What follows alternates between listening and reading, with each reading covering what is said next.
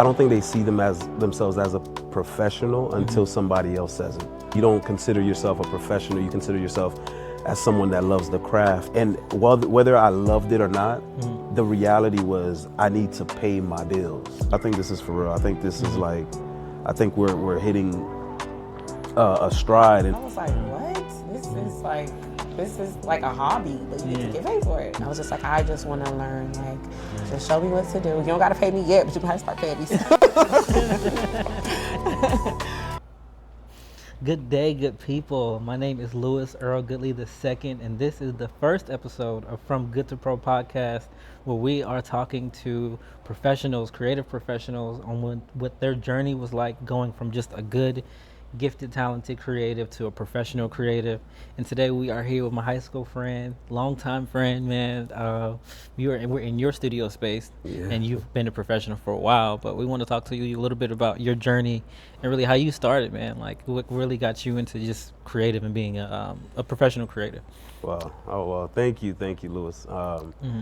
This is unbelievable for me because when you're talking, you're saying like I've been a professional, and like the way I think most people that's in this space, I don't think they see themselves as a professional until somebody else says it. That's true. And it's been, as far as the journey is concerned, that's the epitome of that. Like you don't consider yourself a professional, you consider yourself as someone that loves the craft. And I know this journey started for me at I want to say since I was a kid, I loved the arts in terms of playing music and playing around with cameras, but it didn't really start until I got to college. From high school, you saw we were football players, you know, we went to school, went home and stuff, did our thing, but I don't think media, for me at least, was never an avenue that I think was appreciated by, I guess, the way I was brought up. It was always like, you got to go get an education. That's legitimate. Like you got to be a doctor, lawyer, you know. For sure. That type of, journey was that's what it was scripted for me. But in college, I got a chance to play around with my first camera, and then I remember walking around the school, the campus at Florida Atlantic University. Shout out to FAU, by the way. Okay. Walking around with the camera, and people ask me, "Hey, are you a photographer?" And at first I used to be like, no, like, what are you talking about? And then I was like, wait, are they asking me this because they want to pay me? And then I don't know what happened, but some way, somehow I did like my first photo shoot, and then I got paid like $40, but I had to drive like an hour for it. Jeez. And then I had to put like $40 gas. So you didn't really get paid. I didn't get paid. It paid for the travel. It paid for the travel. travel. To get there. But funny. The fact that I was able to use that money to put gas in my car was like, it was game changing for me. And then from there, started doing graduations, and then graduations turned into weddings, and then now we're here. Man, that's crazy. Yeah, it was funny because when I first started shooting in college, I was like, man, I went to art school and everything and had nothing to do with media or nothing to do with the arts. And it wasn't until my sophomore year in college too, I was like, okay, what do I want to do with my life? And then I took a TV class, and I wanted to be a writer and all those things. And I was like, all right, I don't really care about the TV stuff. I just want to be a writer. I want to start my own publication and all that. And then they talked about the chaos behind the scenes of, doing live stream production. So I started in live stream production. Wow. And then when they did that, I was like, oh man, this is cool. So, and then from there I just fell in love. I haven't, looked back since, but I thought, because, when you were talking, I thought I was late to the game, but you started in college too, and I started in college too. So I'm good. No, I don't. And it's crazy. I have a good friend of mine now that started, I believe he started earlier, but I remember him reaching out to me about 3 years ago, and now he's honestly one of the point of what I'm saying is, like, I don't think there's a late nor an early time to start. It's just a matter of you starting and then you taking it seriously and just like jumping in and then just being intentional with it. And I think that's what, kind of like what we allude to in regards to the craft, like, you got started, you don't know where you're at really, and then you start finding your path or your footing in the journey. And then next thing you know, you're you have your own podcast. Yeah. You're traveling with your wife. Yeah. And you're doing this on a big time level. So I think everybody's journey is different, but then I don't think there's a, early start nor a late start. Yeah, that's true. I mean, once you kind of get rolling, and because you're just a creative, so when you get rolling, you're like, okay, what else can I do? What else can I add to this? So, like, what got you on the journey of, okay, like after the $40 level, you're like, all right, how can I turn this into something bigger than this? Because sometimes at $40, it's like, I mean, this isn't paying anything. What am I doing? No, seriously. I mean, I'm not gonna lie. There were times where it was just like, nah, this ain't it. I can't. I think you can, during the journey, you can reach moments in that journey where the outside is making you feel like you need to stop. And whether I loved it or not, the reality was I need to pay my bills. Yeah. You get what I'm saying? Yeah. So because I didn't have like a trust fund that's just sitting there, fueling my lifestyle. It was literally, I used this as a craft of love, but then I used it as my job. And so I had a lot of support. Being a part of different fraternities and stuff like that, the whole fraternity, my cohorts, my friends, family, they supported greatly. But it's not like they were putting my money in my pocket like that. They were just saying, "Hey, you got this. Oh, we got I see you. I see you." Yeah. But defining moments for me was like when every time I did a session, whether it was a graduation, a birthday, an engagement session, as the journey kind of like I went down the journey, it was the feedback from the people that I was working with, like the way they felt working with me during the time that we're working together. Gotcha. Always being able to connect with people on a deeper level than just providing a service. I think their feedback always allowed me to just push through past like I'm not getting booked this week or not getting booked that week.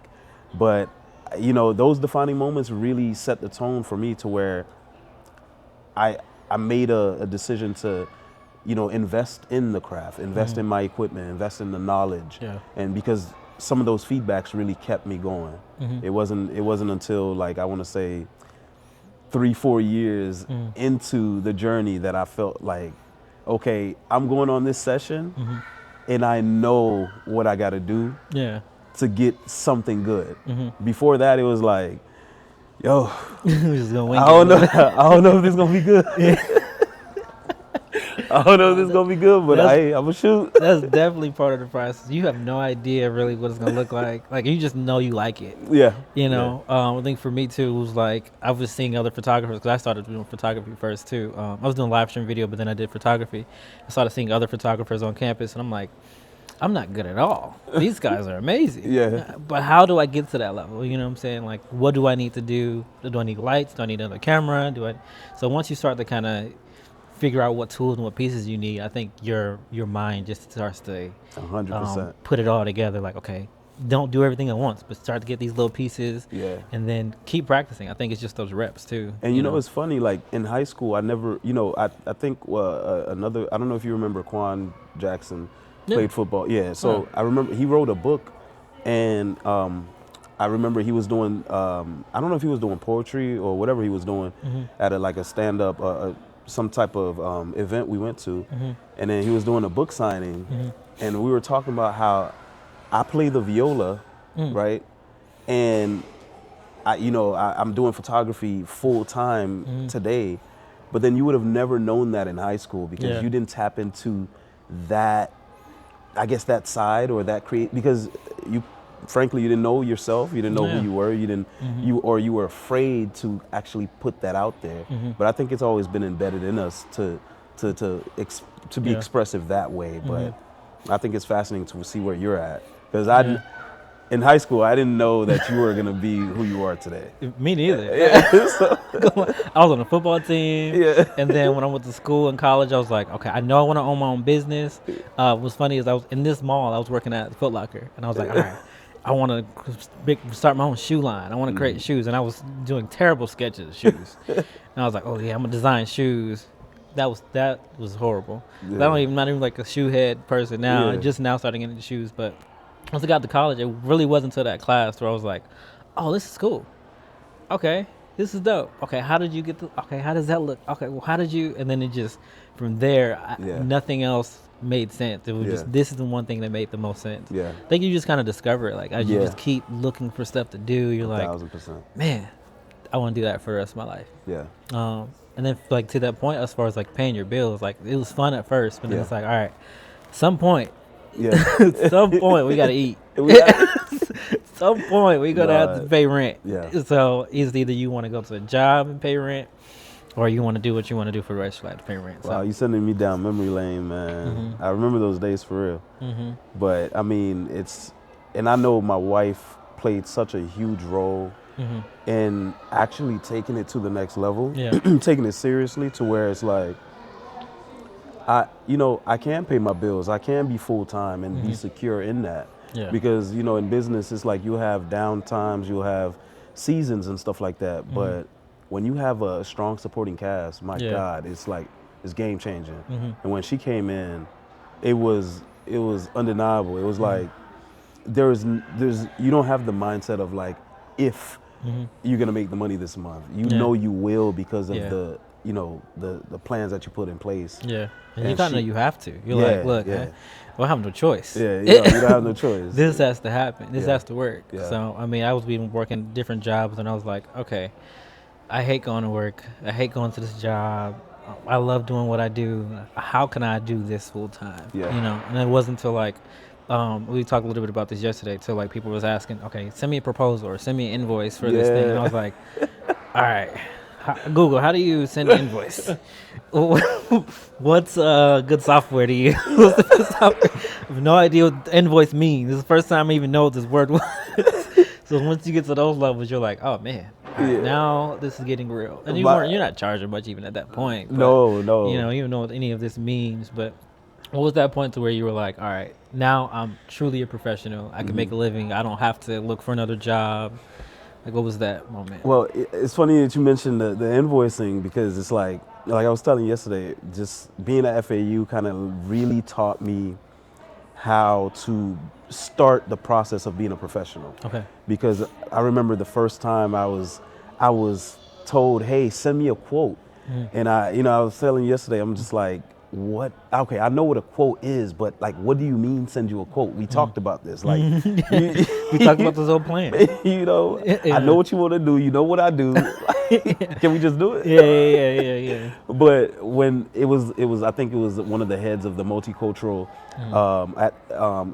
function at FAU, and she was like, yeah, just send me a quote, because we, the staff want to get together and do this, and then I have a couple events for my personal life that I want you to send me a quote for. And then I'm like, oh my gosh, she's talking about multiple things now. And I'm like, do I send it all in one? Do I give separate? And I remember Googling and YouTube at the time. This was like 2015, 2016, bro. Yeah. So it's like access to YouTube University was, I don't know if it was like in its primitive state, but it wasn't as vast as it is today. Yeah. And so it's like getting like information. Well, I wasn't really using YouTube like that. I was using Google more. And so in Google, there's a whole bunch of stuff you click on, and it's just like, it's not accurate, or so you just do it. You chasing your tail. Yeah. And I remember doing Microsoft Word, like a template, and just sending it out. I was like, yo, this is gonna have to work. Man, Microsoft is getting a lot of work out of me. It wasn't Word, but it was Movie Maker. I did slideshows of Movie Maker. And I was like, this is amazing. I was like, okay, great. I think I can do something. But then looking back on this stuff, I was like, it's just a slideshow. No, but as far as going back to your question, like, when the time that I really felt, I think, secure in this business was, and unfortunately for me, it was this. It was like I needed validation. I needed validation from my peers. I knew it wasn't. That's not the validation that I need. Although it felt good to hear my peers say, hey, you're doing a great job. Hey, that's our shooter. But it wasn't the validation that I needed. It was when clients started like paying for my flight, paying for my hotel, paying for like, you really wanted me to come to New York, to LA, and then I was like, oh babe, I don't know. I think this is for real. I remember telling my wife this. I'm like, babe, I think this is for real. I think this is like, I think we're hitting a stride. And then at that point, I've always been a student to the craft. So I was like, that's when I doubled down and I was like, oh, I need to master classes. I need to learn how to edit more effectively, more efficiently. I need to streamline my process a little bit better, whether it's like invoicing, whether it's like responding to the clientele, putting all my emails, because we were getting a boatload of emails, getting a boatload of inquiries and stuff like that. I didn't know what an inquiry was. I didn't know that word. And then it was just like, that transformed us. And when I say us, because it was with her, like as the like the admin and all the admin stuff, doing all the behind the scenes, like she was on top of it. And so that was a defining moment for me to say, yo, okay, so I love the craft, but then the other side of the business is just as important. And piecing it together was just like, it was from the validation of the clientele from out of state, out of the country, that really made me feel like, okay, I think I've entered a state where I have to take it seriously. Yeah, and I think with people that don't know you or like recognize you for what you do, I think it's I don't want to say it's the validation you need, but kind of the validation you need as far as like to keep moving forward, because your family and friends, they kind of have to support you. If they don't support you, like, hey man, this is kind of a free, it's just a free space here. You support me whether it's good or bad. But the people that don't know you from anything and they just know you for your work, man, how much does it cost, or you know what I'm saying? So I think that's definitely that transition from I'm good, but now I need to become a professional mentally. From the processes, the workflows, like, and that constantly changes too. Like even now, like for me, I have to put new systems in, and the more clients you get, okay, now I need interns. Now I need somebody to help edit. Now I need, but as you begin to become a professional, then you know what you'll need after, at a certain point. So 1,000%, and I think that's what you chimed in on as far as like, I think it's forever growing and what you can learn in business, period.